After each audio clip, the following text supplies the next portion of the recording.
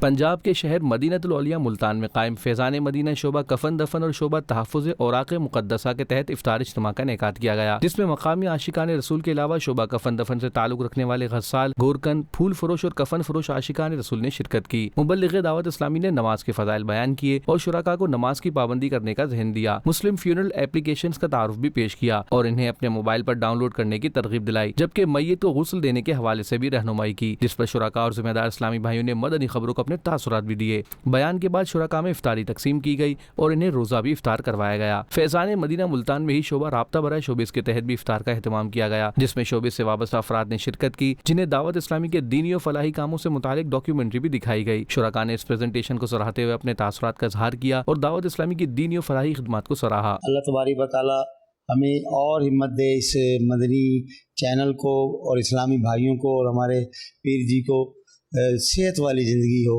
اور ایسے یہ مدنی پھول بکھیرتے رہیں اور ہمیں دین کی دعوت دیتے رہیں۔ اس کو جب بھی دیکھا انشاءاللہ اس سے ایک میسج ملا، وہ میسج ہمارے دنیا میں بھی کام آیا اور آخرت میں بھی کام آیا۔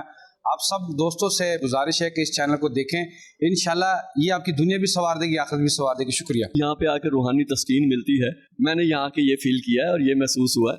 آپ کو بھی دعوت دیتا ہوں دعوت اسلامی کے، کسی بھی ملک میں، کسی کی شہر میں، کسی بھی جگہ پہ ہیں، آپ ضرور آیا کریں، یہاں پہ آ کے روحانی تسکین ملتی ہے اور میں بہت خوش ہوتا ہوں یہاں آ کے۔ میری آپ سے درخواست اور خواہش ہوگی کہ اپنے بچوں کو خاص کر یہ چینل دکھائیں، کیونکہ بچے دین سیکھیں گے، اس سے آپ کا بھی بھلا ہوگا اور آپ کی آخرت کا بھی بھلا ہوگا۔ مدنی چینل کے توسط سے مجھے یہ احساس ہوا ہے کہ اللہ پاک نے اگر ہمیں اس دنیا میں پیدا کیا ہے تو کس لیے کیا ہے۔ اگر جب ہمیں یہ اس چیز کا احساس ہو جائے تو میرے خیال میں آپ کی زندگی جو ہے آسان ہو سکتی ہے۔ میں بہت مشکور ہوں۔ میں پروقار طریقے سے جو ہے یہاں کھانا پیش کیا گیا، میں اس کے علاوہ دعا کرتا ہوں کہ یہ اللہ تعالیٰ قبول و مقبول فرمائے۔